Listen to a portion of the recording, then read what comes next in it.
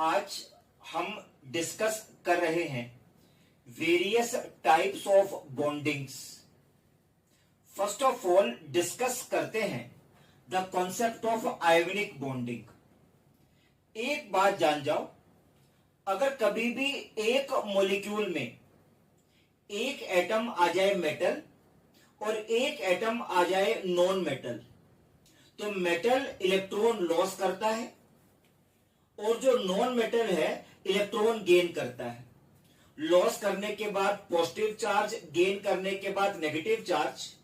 तो in charge particles के बीच में जो बॉन्ड बनेगा is called as a ionic bond. तो इलेक्ट्रॉन ट्रांसफर करने के बाद हमेशा बनता है आयोनिक बॉन्ड। क्लियर? इसके बाद डिस्कस करते हैं कोवालेंट बॉन्डिंग को। तो अगर एक मॉलिक्यूल में जो एटम्स हैं, एटम्स अगर आ जाए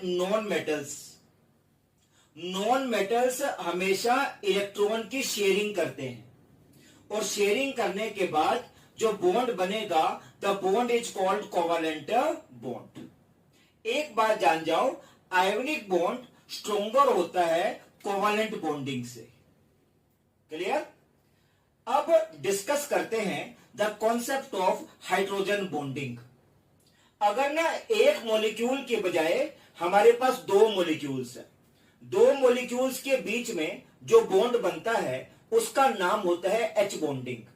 मगर एक शर्त होगी कि ना मॉलिक्यूल के पास एटम एच मस्ट रिक्वायर्ड होगा और एच के साथ एटम रिक्वायर्ड होगा या तो फ्लोरीन, या फिर एटम रिक्वायर्ड होगा ऑक्सीजन, या फिर रिक्वायर्ड होगा एटम नाइट्रोजन। जब भी ऐसे आ जाए HF या OH या NH, तो इस केस में मॉलिक्यूल्स के बीच में जो बॉन्ड बनेगा इज कॉल्ड हाइड्रोजन बॉन्डिंग।